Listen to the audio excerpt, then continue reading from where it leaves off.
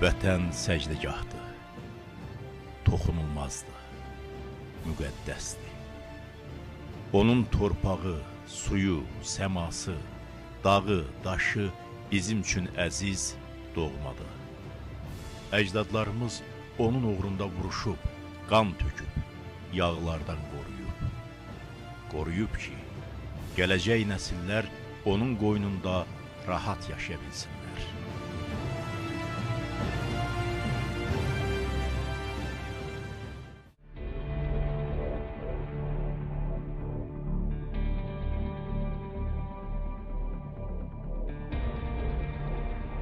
Ermənilərin Qarabağda xalqımıza vurduğu maddi və mənəvi ziyan bugün də davam edir. Erməni daşnaqları Dağlıq Qarabağı Azərbaycandan ayırmaq fikrinə düşən gündən ölkəmizin hər bölgəsindən oğul və qızlarımız vətəni müdafiəyə qalxdılar. Masallılar da ilk gündən silaha sarılaraq erməni işğalçılarına qarşı igidliklə vuruşublar. Cəbhə bölgəsində düşmənə qarşı döyüşən 5000 masallının igidliyi, cəsurluğu həmişə bu torpağa baş ucalığı gətirib.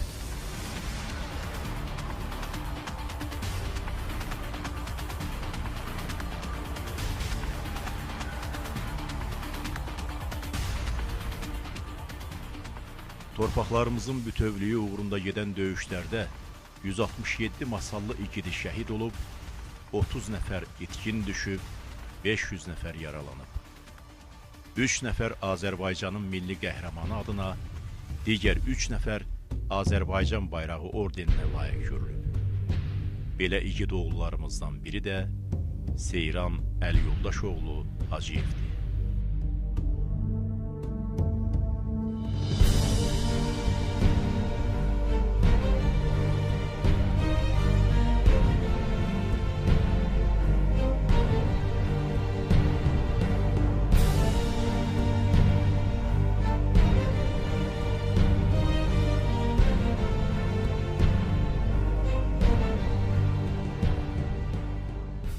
Yaxşı yadımdadır.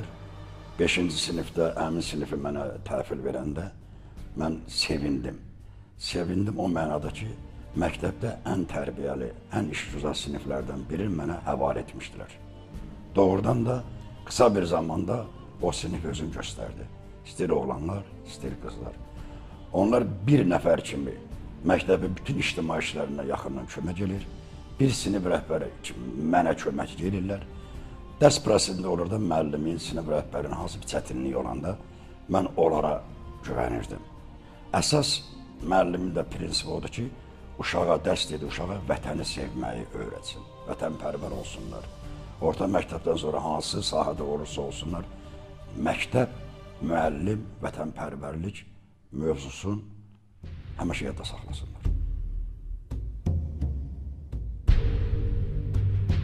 Seyran məktəbdə özünün möhkəm iradəsi, cəsarəti, inadkarlığı ilə fərqlənən insan idi. O, mən kimlənəm yox, kim mənləndir deyən oğlanlardan idi.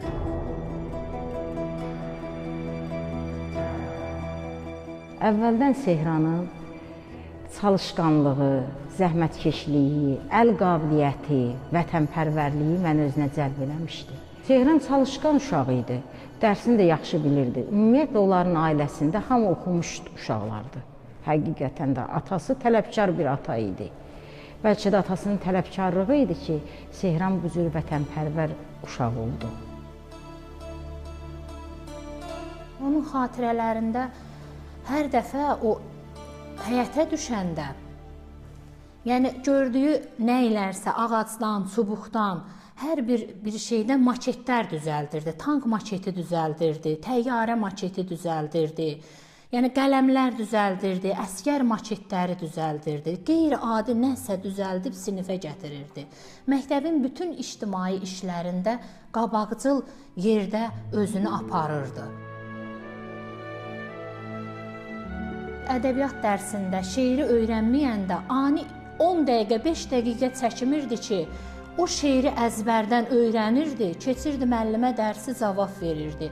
Həqiqətən də Seyran Hacıyev də qeyri-adi istedada malik idi.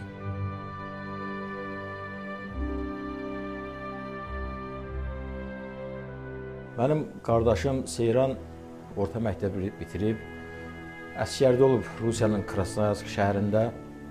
Qayıtdıqdan sonra Safxozda 1 il fəhlə işlədi. Arzusu mühəndis olmaq idi. Amma iş elə gətirdi ki, o təhsilini davam elətdirə bilmədi. 92-ci ilin payız aylarında müharibəyə getdi. Ona çağırış vərəqəsi gələndə təsadüfən çağırış vərəqəsini mən almışdım. Desəm ki, Seyran onu biləndə o sevindi, bəlkə də çoxlar inanmaz, amma o həqiqətən sevindi, mənim çoxdan ki arzum idi. Torpağın azadlığı uğrunda mənim də payım olsun. Və onu səhər üçün biz yola saldırıb getdi.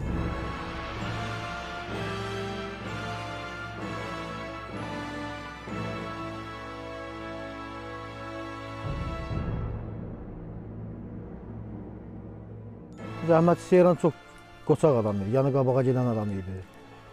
Özdə 1 saat o dincəlməzdi. Dincələn vaxtı bizə özü qoymadı, komandir zvod idi o. Həmişə ilə qabağa gedən idi. Günlərin bir günü idi, elə getdik, biz döyüşdük Ağdamda. 703-də olmuşuq.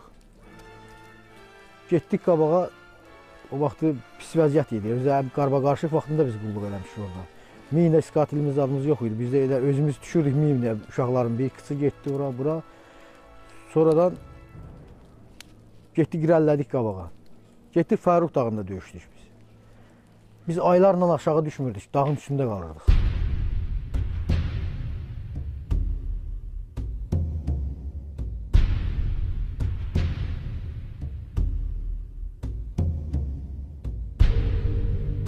Bloknotun içində xəritə çəkirdi.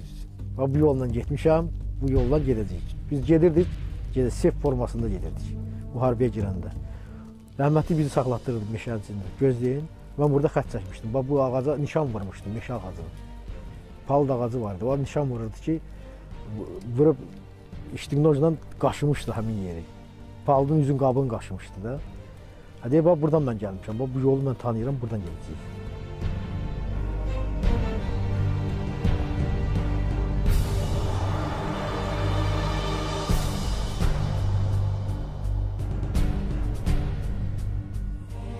Kəşfiyyata özü gedirdi. Yəni, kəşfiyyat qrupumuz adı deyilmiydi, qardaş. Prosta özü bu özü gedirdi ki, gəlin biz özümüz deyir, alındıran belə bir şey. Kəşfiyyatdan biz, onlar o kəşfiyyatda gedirlər onsuz da. Biz bu tərəfdən kəşfiyyat açaq, özümüz üçün yol açaq, bu tərəfdən vuruşaq.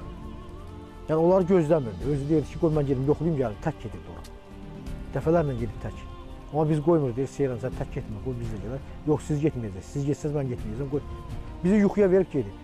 2 saat Akobda yatmışıq. Və gəlib durubsu, tapmışam yerləri, belə deyib filan. Belə bir şeylər çox. O çox qoçaq oğlan idi. Çoxlu sayda düşmən tərəfdən erməni əsgəri öldürdüklərini deyirdi. Həm öz danışığında, həm əsgər yoldaşlarının danışığında mənə yadımda qalan bunlardır. Hətta deyir, günlərin bir günü gecə əsgərlər yatanda o gedib bir nəfər əsir gətirmişdi. Çoxlu sayda düşmən sursatı ələ keçirirdilər. Amma deyir, biz hər hansı bir yüksəliyi alırdıq, arxadan bizə kömək çatdıra bilmirdilər. Bir neçə gün biz orada susuz, ac, sursatımız, ən çox deyir, biz sursat cəhətdən korluq çəkirdik. Aclığa, susuzluğa dözürdük, amma sursat qutarandan sonra biz boş əliyalın davam gətirə bilmirdik. Amma deyir, bizlə qorxaqlar yox idi. Bizlə olanlar hamısı mərdlər idi. Onlar ölümdən qorxmurdular, güllədən yara almaqlarından qorxmurdular. Onlar fikirləşmirdilər ki, biz irəli gedirik, bizə düşmən gülləsi dəyər, biz yaralana bilərik, şikəst ola bilərik. Bunu deyir, hamı göz ardı eləyirdi, qulaq ardı eləyirdi.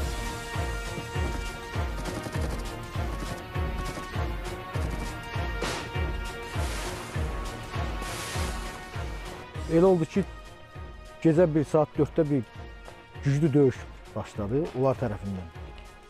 Biz də qalayçılar tərəfə girdik. Girdik qalayçılar tərəfə, çoxlu itki verdik. Çox itkimiz getdi, sursatımız qutardı. Ya çəkilmə bilmir. Biz deyirdik ki, çəkilə Seyrana, çəkilərin dalada sursat yoxdur, gəlmir. Zəng eləyirdik ki, gətirin də bizə sursatımızı tutarıb belə.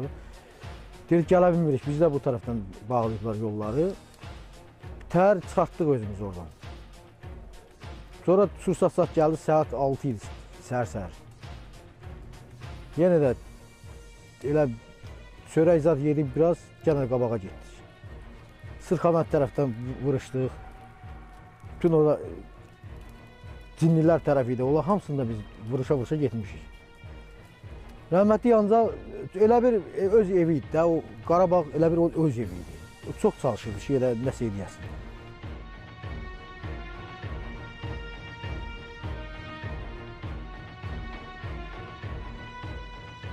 Mənə deyirdi ki, mama, bütün qardaşına da, atasına da 24 nəfərin başçısı seçiblər. Çiftə onu birinci aparırlar Ağdama, Fərrux kəndi deyirlər. Sonra xəbəri gəldi, Qızılağacdan bir yaşlı kişi var idi. O dedi ki, getdim oğluma dəyməyə. Sən oğlun salam dua yolladı, məktubu yolladı. Sonra atası Ümvəli deydi, əmək əlili idi. Dedi, mən dağ eləmi götürüm, yedim uşağın. Dedi, yox, sən Ağdəriyə gedib çıxa bilməzsən. Atası dedi, yox, o Ağdamın Fərruxlu kəndindədir. Dedi, yox, Ağdərədədir.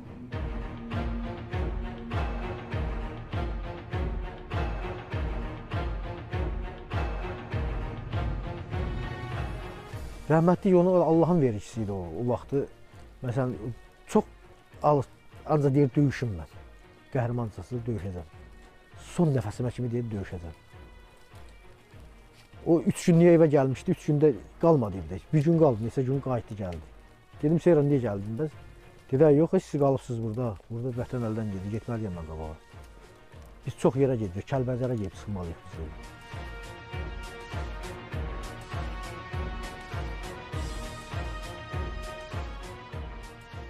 Seyranın şəhid olma xəbəri bizə də çatdı. Özümüzdə cəsarət tapa bilmirdik ki, o anaya, o ataya o şəhid ifadəsini kim desin. Əlyoldaş əmi həyətə çıxdı. Bizi görərkən bir cümlə işlətdi. Mənə deyin görüm, oğlum cəbhədən qaçıb, yoxsa şəhid olub? Əgər oğlum şəhid olubsa, mənə vətən sağ olsun deyin. Başqa söz deməyin. Biz onu qucaqladıq, dedik, vətən sağ olsun. Dedim, mən sevinirəm ki, mənim oğlum vətən üçün şəhid olub.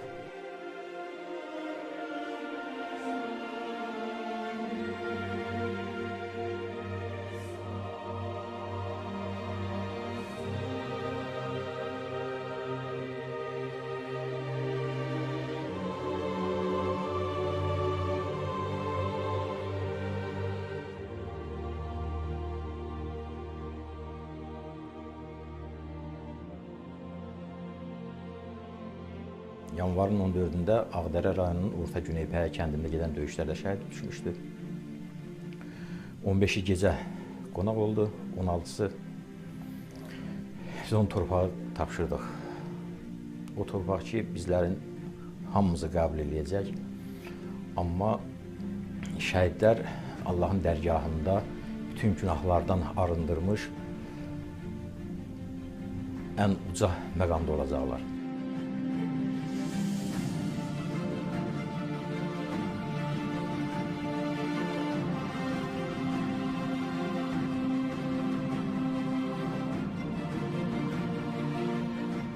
Atam həmişə deyirdi, mən böyük dərddir 21 yaşında övlad itirmək. Artıq qardaşımın ölüm yaşı doğum yaşından böyükdür. 21 il həyatda yaşayan Seyranın ölümünün 23 yaşı var. Bu il yanvar ayının 16-sında onun ölümündən 23 il keçdi. Atam deyirdi, mənim üçün ağırdır oğul itirmək. Amma qürurlanıram ki, o torpaq uğrunda getdi, vətən uğrunda getdi. Həlak oldu, düzdür. Bütün kəndimizə bu bir sarsıcı xəbər idi. Ancaq bir tərəfdən də sevinmək demərik, belə qürur hissi ilə şəhid olan əsgərlərimiz Seyran dolanı içərisində olmaqla vətən uğrunda şəhid olmuşlar. Torpağımız uğrunda şəhid olmuşlar. Bugünkü günümüz uğrunda şəhid olmuşlar. Qarabağa gedəcəyik, alacaq Qarabağı. Mən özüm yenə gedəcəm, onun qanını yerdə qoymayacam rəhmətliyim. Mən bir dəqiqədə formam var evdə. Saxlayıram formamı, hamısı var. Yəni, sabah mən gedib formalı geyinməyəcəm, elə evdən geyib gedəcəm, vaykomatdan yenə gedəcəm. Mən fəxr edirəm ki, onun müəllimi olmuşam. Mən fəxr edirəm ki, onun məktəb direktoru olmuşam. Və mən fəxr edirəm ki, bu gün onun haqqında danışıram. Və bizim kəndimizin belə oğulları var.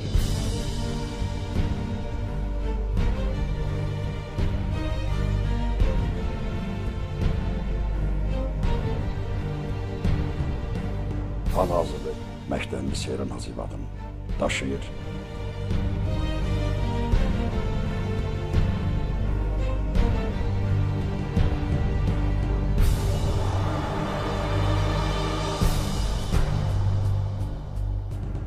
Həm kədərlənirəm, həm də onunla qürur hissi keçirdirəm. Onun o keçdiyi şərəfli yolla, onun şəhidlik zirvəsinə ucalmağınla mən fəxr edirəm bir sinif yoldaşı kimi, bir Azərbaycan qadını kimi. Şəhidlərin qanını bizim igid əsgərlərimiz yerdə qoymayacaqlar.